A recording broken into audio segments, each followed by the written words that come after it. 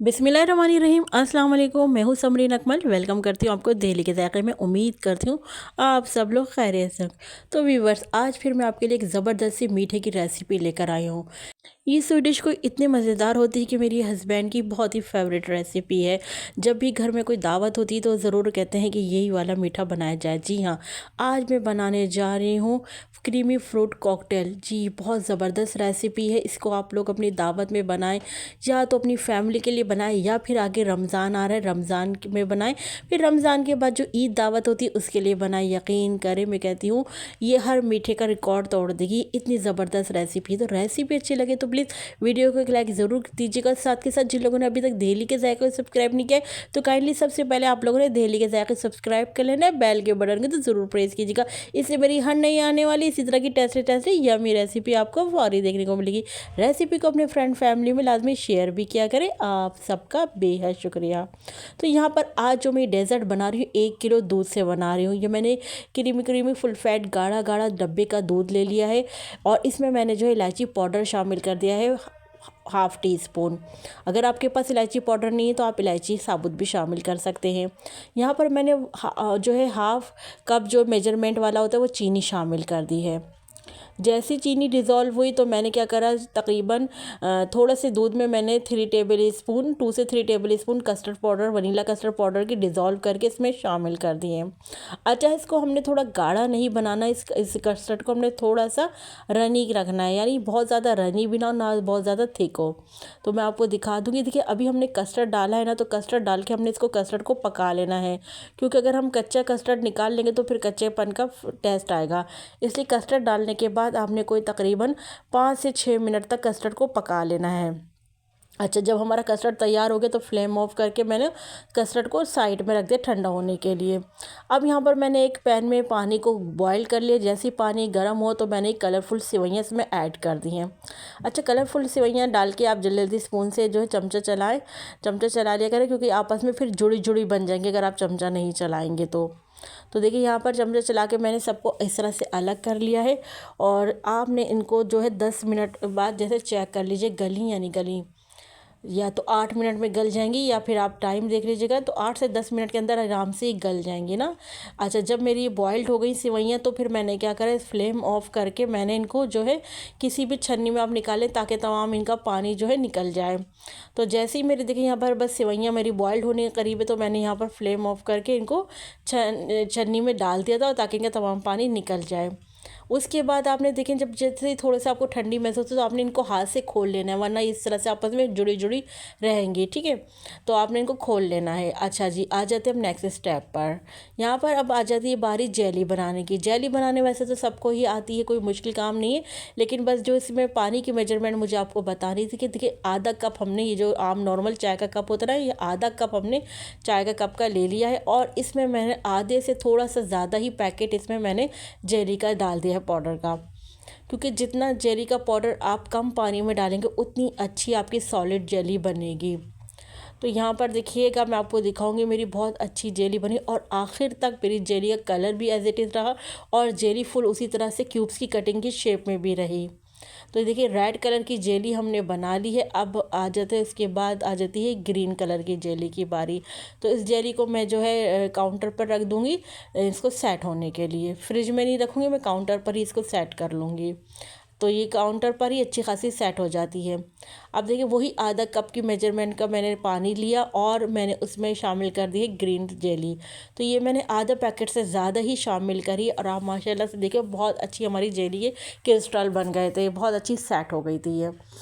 तो गर्म पानी में आपने खोलते हुए पानी में जेली डाली, फिर उसको मिक्स कर लीजिए। इसके बाद अब फिर आप निकाल लीजिए एक प्लेट में जिसमें भी आपको सेट करनी हो जेलियाँ। चलिए जी, हमारी दोनों कलर की जेलियाँ बन गई हैं। इसको भी हम सेट होने के लिए रख देते हैं यहीं किचन काउंटर पर। आ जाते हैं अब नेक्स्ट स्टेप पर। तो देखिए, हमने आपके सामने जो है कस्टर्ड को ठंडा होने के लिए रख दिया था। तो कस्टर्ड के जैसे ही स्टीम ख़त्म हुई, यानी बिल्कुल रूम टेम्परेचर पर हमने इसको ठंडा किया है, तो हम इसमें एक मशीन चलाकर इसको जो भी गुठली वगैरह होगी या जो भी इसके वो बन गए होंगे, लेयर बन गई होगी, ठंडी होने के बाद लेयर जम जाती ना, तो देखिए इसको हमने इस तरह से ठीक कर लिया, नहीं तमाम स्मूथली हमने बैटर को कर लिया कस्टर्ड को। अच्छा जी, अब मैं यहाँ पर साथ में ऐड कर दूँगी फ्रेश क्रीम नहीं, मैं व्हिपिंग क्रीम यहाँ पर ऐड करूँगी।